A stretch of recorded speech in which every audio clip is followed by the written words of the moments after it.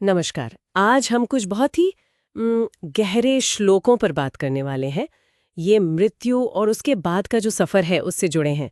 हमारे पास मृत्यु स्मरण मोक्ष का मार्ग के कुछ अंश हैं, खास तौर पर श्लोक 5 से 10। हम असल में ये समझना चाह रहे हैं कि इन पुरानी शिक्षाओं में जीवन के जो आखिरी पल हैं उन्हें इतना ज़रूरी क्यों माना गया है। हाँ, इन श्लोकों में एक थोड़ी चौंकाने वाली बात भी है कि हमारे जीवन का जो अंत है वो एक तरह से हमारी अगली शुरुआत तय कर देता है। चलिए जरा इसे और खोलकर देखते हैं। तो पहली और शायद सबसे अहम बात जो सामने आती है वो ये है कि मृत्यु के समय इंसान जिस भाव में होता है, मतलब जिस मानसिक या भावनात्मक स्थिति में शरीर छोड़ता है, वही स्थिति उसे अगले जीवन में मिलती है। ऐसा कहा गया है, जिस भाव से मनुष्य मृत्यु के समय इस संसार को छोड़ता है वही भाव उसे अगले जन्म में प्राप्त होता है। ये सिर्फ कर्मों की बात नहीं लगती, ये उस आखिरी मेंटल स्नैपशॉट की तरह है। हाँ, बिल्कुल। और यहाँ बात सिर्फ आखिरी सांस की नहीं है, ये चेतना की कंटिन्यूटी की तरफ इशारा है। मतलब हमारी चेतना एक धारा जैसी है और मृत्यु के समय का जो विचार है वो उस धारा की दिशा तय करता है। ये दिखाता है कि जीवन भर हमने कैसा मानसिक अभ्यास किया है, कैसा ध्यान रखा है, उसी का नतीजा है वो अंतिम क्षण। अच्छा। हाँ, तो ये पूरी यात्रा जरूरी हो जाती है, न कि सिर्फ वो आखिरी पल। अच्छा, तो अगर अंतिम विचार इतना जरूरी है और वो जीवन भर के अभ्यास का नतीजा है, तो फिर सवाल उठता है कि इसे साधा कैसे जाए। मतलब ग्रंथ कोई रास्ता बताता है इसके लिए? जी हाँ, बिल्कुल। और रास्ता सिर्फ कोई सलाह नहीं है, जोर है निरंतर अभ्यास पर और ईश्वर के स्मरण पर।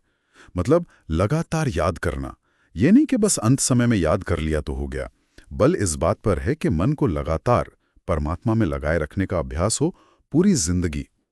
असल में ये एक तरह से मन की ट्रेनिंग है ताकि अंत समय में वो अपने आप ही सही दिशा में टिक जाए। लेकिन एक सवाल आता है मन में, क्या ये प्रैक्टिकल है? आजकल की जो भागदौड़ है उसमें मन को लगातार ईश्वर में लगाना कितना मुमकिन है? कहीं ये सिर्फ एक आदर्श तो नहीं? देखिए, ये सवाल तो बहुत स्वाभाविक है। और शायद निरंतर का मतलब हर सेकंड नाम लेना नहीं है। शायद मतलब यह है कि जीवन की जो मुख्य दिशा है, जो रुझान है, वो ईश्वर की ओर हो। ये एक तरह का मानसिक अनुशासन है, अपनी प्रायोरिटीज तय करना है। और इसी कॉन्टेक्स्ट में एक खास टेक्निक का भी जिक्र है। श्लोक 8 में आता है कि जो भक्त अंत समय में ओंकार यानी ओम का उच्चारण करता है और मन को परमात्मा में स्थिर करके शरीर छोड़ता है, वो परमात्मा को ही पाता है। ओम का उच्चारण। अच्छा, यहाँ ओम का क्या खास महत्व है? क्यों ओम ही? हाँ, देखिए, हिंदू दर्शन में ओम सिर्फ एक अक्षर या आवाज नहीं है। इसे सृष्टि का मूल स्वर मानते हैं, अनाहत नाद, परम ब्रह्म का प्रतीक। तो अंत समय में ओम का जाप और परमात्मा का ध्यान, ये शायद मन को दुनियावी चीजों से हटाकर परम सत्य पर फोकस करने का एक बहुत शक्तिशाली तरीका बताया गया है। इसमें ध्वनि भी है, अर्थ भी है और भक्ति भी, तीनों का संगम है, जो उस निर्णायक पल में चेतना को सही दिशा दे सकता है। तो अगर इन सब बातों को जोड़े तो एक बड़ी तस्वीर क्या उभरती है? ऐसा लगता है कि ये श्लोक जीवन को ही मृत्यु की तैयारी की तरह देख रहे हैं, जहां आपका मानसिक अनुशासन और भक्ति ये सबसे जरूरी टूल्स हैं। ये नजरिया तो जीवन जीने के तरीके पर बहुत गहरा असर डाल सकता है।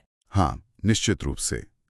ये नजरिया जीवन और मृत्यु दोनों को मैनेज करने के केंद्र में आपकी मानसिक स्थिति और भक्ति को रखता है। ये अंतिम क्षण की तैयारी को एक कॉन्टिन्यूअस प्रोसेस बना देता है, कोई आखिरी मिनट का कर्मकांड नहीं। और ये हमें सोचने पर भी मजबूर करता है कि अलग अलग जो आध्यात्मिक परंपराएं हैं वो मृत्यु के इस जरूरी पड़ाव को कैसे देखती हैं और क्या तैयारी बताती हैं। बिल्कुल। तो आज जो हमने बात की उसके मुख्य बिंदु क्या रहे? पहला तो ये कि मृत्यु के समय की मानसिक अवस्था और अगले जीवन की स्थिति, इनमें एक गहरा संबंध बताया गया है।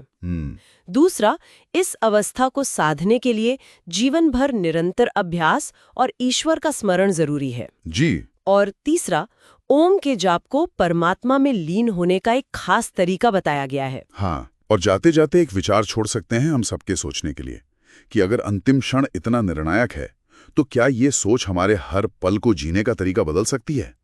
क्या हर पल उस अंतिम तैयारी का हिस्सा बन जाता है, जिससे हर दिन का, हर सांस का महत्व शायद और गहरा हो जाए?